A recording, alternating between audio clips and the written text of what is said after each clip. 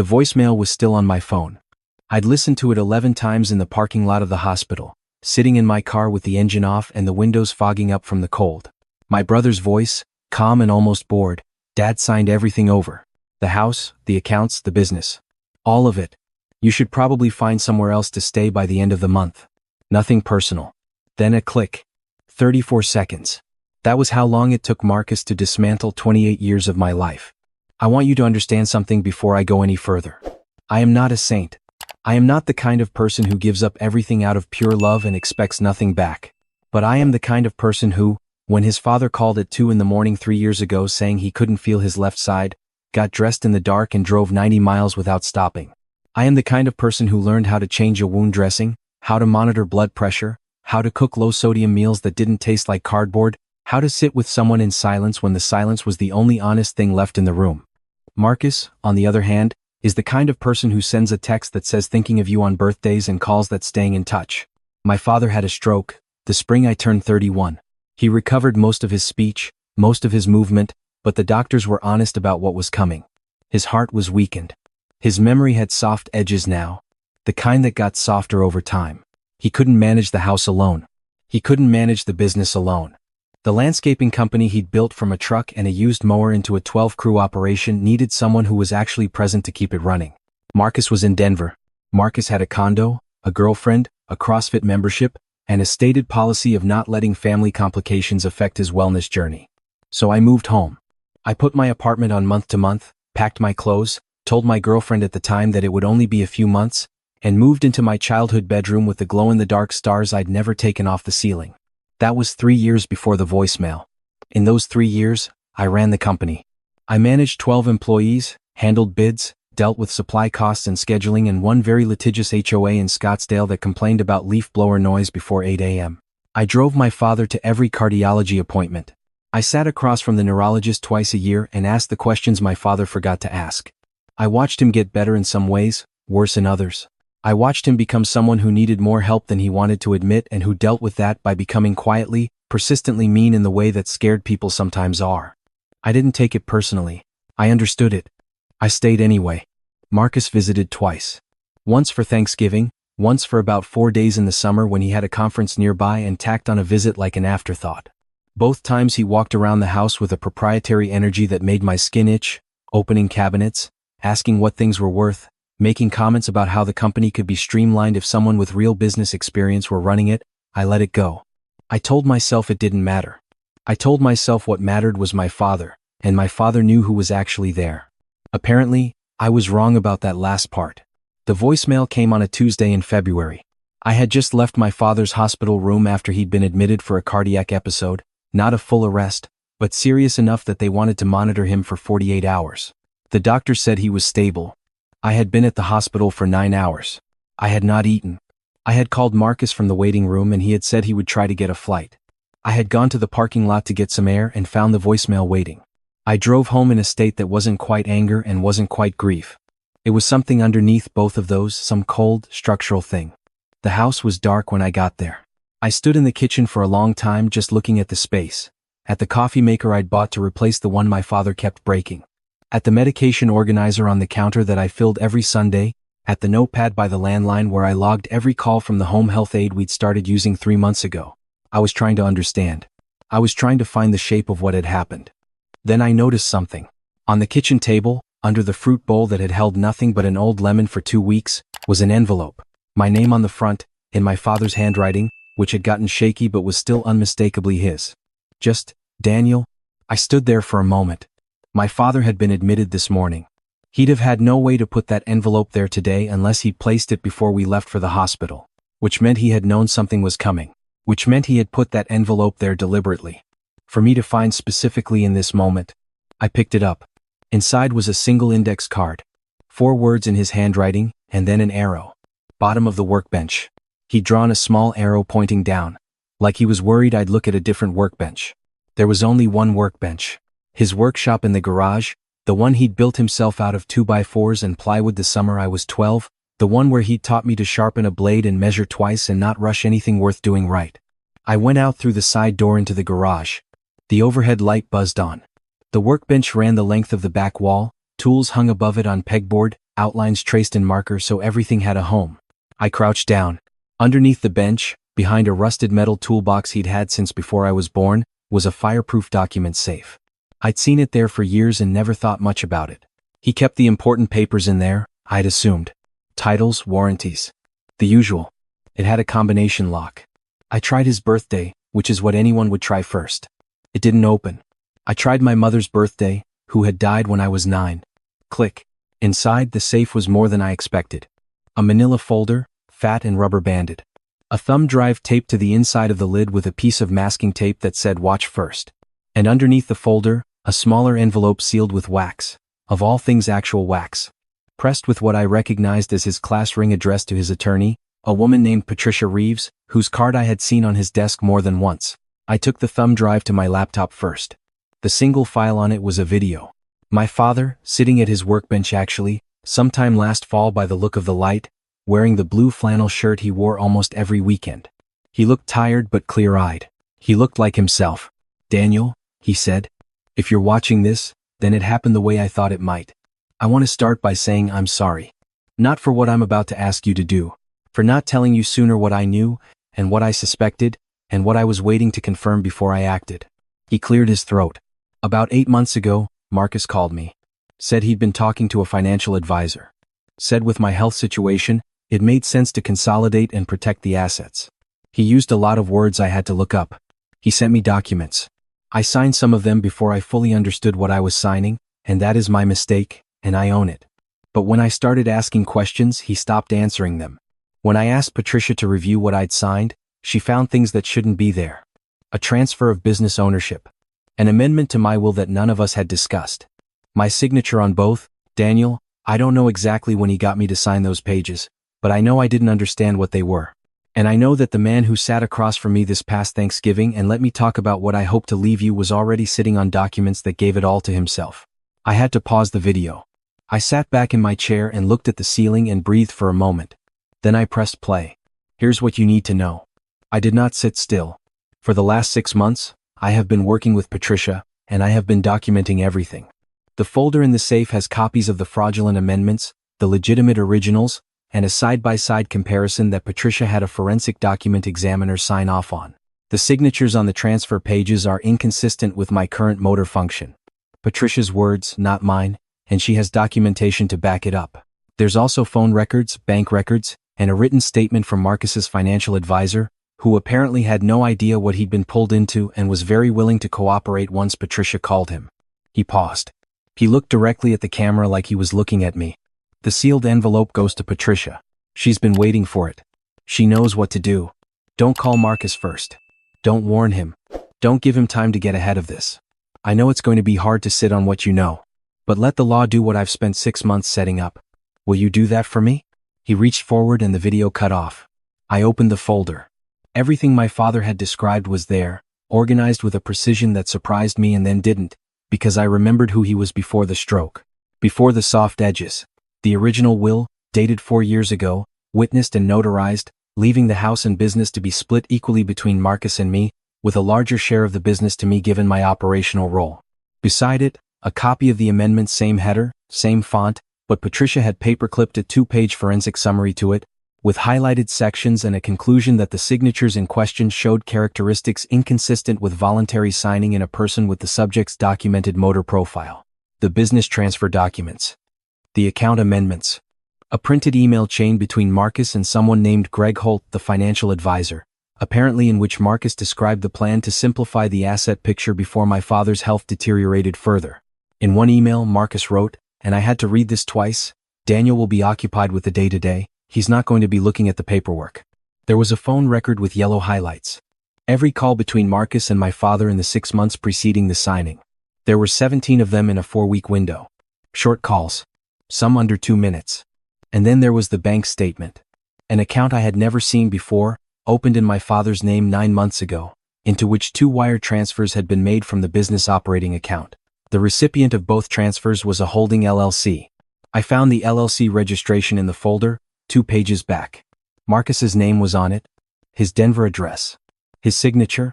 I sat at the kitchen table until 3 in the morning. I didn't sleep. I made coffee and I read everything twice. I thought about the 3 years. I thought about the late nights during tax season, the early mornings when a crew called out sick and I had to cover, the time I drove my father home from the ER at midnight after a fall and sat on the edge of his bed until his breathing steadied because I was afraid to leave him alone. I thought about every Thanksgiving and Christmas I had restructured around his needs, every plan I'd quietly let go. Every relationship I'd let go quiet too because I was never fully present and we both knew it. I thought about Marcus's voice on that voicemail. Nothing personal. And then I stopped thinking about all of that, because my father had asked me not to let it make me do something impulsive. He had asked me to let him finish what he'd started. And unlike Marcus, when my father asked me to do something, I did it. The next morning I drove to Patricia Reeves's office. I'd called ahead from the car. She met me in the lobby herself, which told me she understood the weight of what was in that envelope. She was a small woman in her 60s with reading glasses on a beaded chain and the energy of someone who had spent decades being underestimated and had made peace with the advantage that gave her. She took the sealed envelope. She held it for a moment like she was confirming the weight of it. Then she looked at me. "Your father called me last week," she said. "He said he'd had a feeling things were moving. He wasn't sure of the timing, but he wanted me to be ready." I told her about the hospital. I told her about the voicemail. She nodded slowly. "Then it's already started." "Good. That means we can finish it." I asked her how long. "The emergency petition to invalidate the fraudulent documents, I can file that today. Your father's medical records support the incapacity argument for the signing window. The forensic signature analysis is solid, and the bank transfers to that LLC are going to be the clearest thing in the room, frankly. Wire fraud doesn't leave a lot of room for interpretation." She told me to go home, stay off the phone with Marcus, and let her work. I went home. I checked on the crew schedules. I went to the hospital and sat with my father for 3 hours. He was more alert than the day before. I held up the index card he'd left me and he looked at it and gave me a small nod that cost him something, I could tell, but that he gave freely anyway. "Patricia?" he said. "This morning," I told him. He closed his eyes. Not from exhaustion. From something else. Marcus arrived that evening. I heard his rental car on the gravel and watched from the window as he walked up with a rolling suitcase like he was checking into a hotel. He came inside without knocking, which he had always done, and looked around the kitchen with that same proprietary scan. "How's he doing?" he asked, setting his suitcase by the door. "Stable," I said. "Good." He opened the refrigerator and looked inside it. "I've been on the phone with the bank. There are some things we need to sort out with the accounts while he's incapacitated. I figured since I'm here, I got your voicemail," I said. He closed the refrigerator. Looked at me with an expression that was calibrating something. "Yeah. I wanted to give you time to process before we had that conversation in person." That was considerate. He seemed uncertain whether I was being sarcastic. I wasn't, particularly. I was just exhausted and I was keeping my promise to my father. "Look," Marcus said, pulling out a chair and sitting down with the ease of someone who believed the furniture belonged to him. "I know it's a lot. But Dad's situation is only going to get more complicated. It made sense to get the legal structure right while he could still be involved in the decisions. You've been great with the day-to-day stuff, Daniel, seriously. But this is bigger picture." "Bigger picture," I repeated. "I can show you the documents if you want. It's all legitimate." It was what he wanted. I looked at my brother across the table. I thought about the forensic document examiner. I thought about the highlighted email, "Daniel will be occupied with the day-to-day."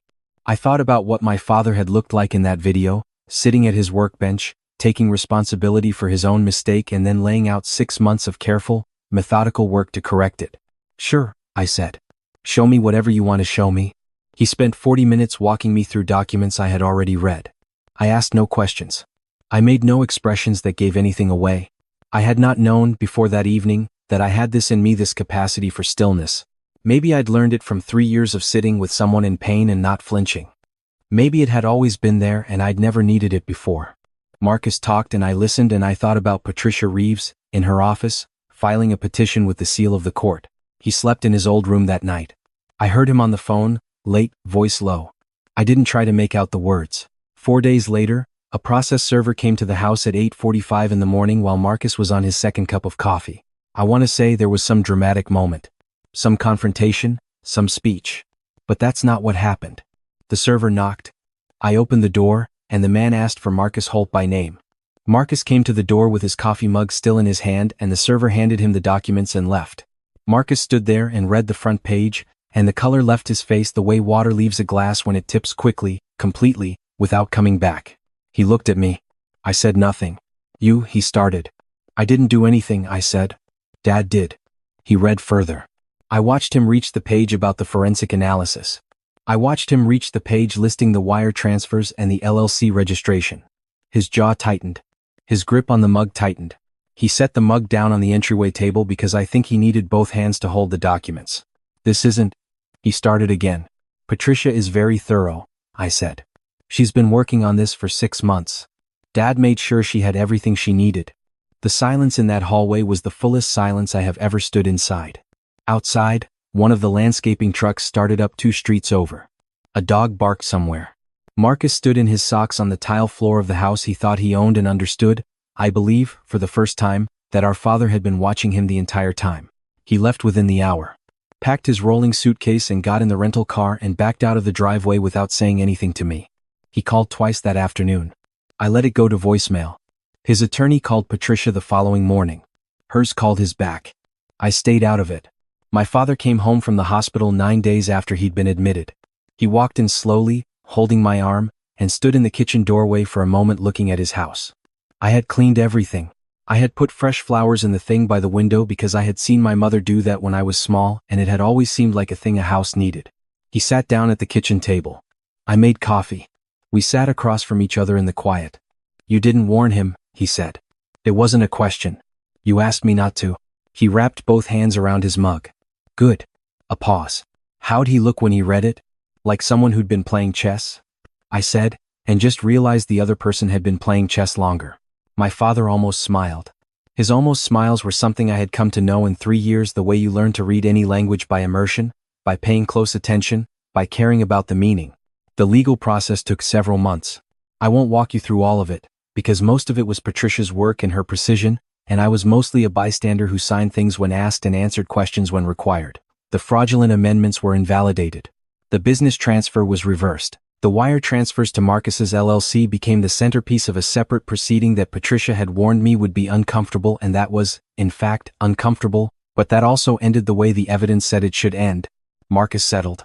I don't know all the terms, because some of them were between him and the relevant authorities and not between him and me. I know he repaid what had been taken. I know there were conditions on his conduct going forward.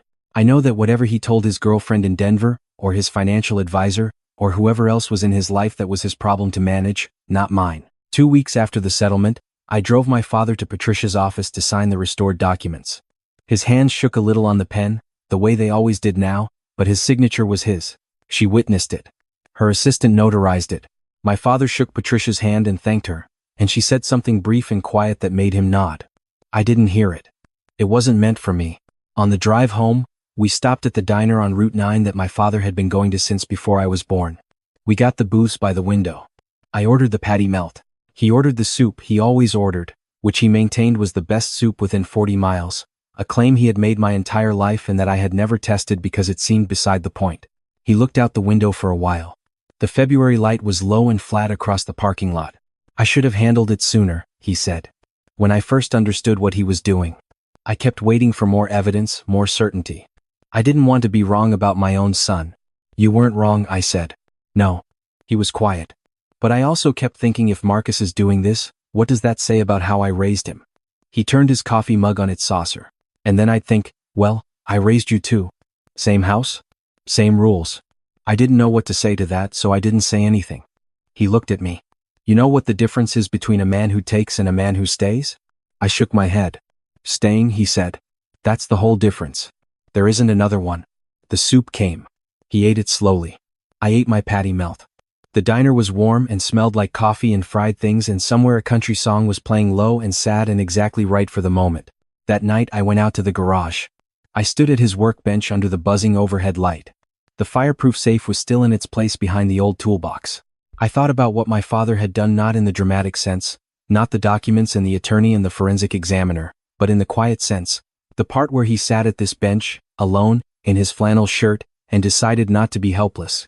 The part where he looked at what had been done to him and thought, not yet. The part where he put the video on the drive and taped it to the lid and wrote my name on an index card and hid it under a fruit bowl and trusted that I would find it and do what he asked. That was not the act of a man who had given up. That was not the act of a man who was furniture. I have thought about that a lot in the months since. I have thought about all the people I have known in my life who were written off too old, too slow, too sick, too inconvenient, and what they were actually doing while the people writing them off weren't paying attention. I think about it when I sit in the morning with my coffee before the crew arrives and the day starts. I think about it when I drive my father to his appointments and he argues with the cardiologist about what he can and can't eat, and the cardiologist smiles in a way that means I know you won't fully comply, but at least we both know where we stand. I think about what my father said about staying. I'm still here. I'm still the one at the kitchen table when the lights are on and everyone else has gone. And I have stopped thinking of that as a consolation. I have started to understand it as the point. Some people hand you the bill for everything they never did and call it an inheritance. My father handed me a fireproof safe and a thumb drive and the knowledge that he had spent 6 months making sure the truth was on record. That was the real inheritance. And unlike a house, unlike a business, unlike a company in a holding LLC, nobody can transfer it. Nobody can sign it over. Nobody can take it with them in a rolling suitcase on a Tuesday morning while they're still trying to figure out where everything went. It belongs to me. I earned it. And I plan to keep it.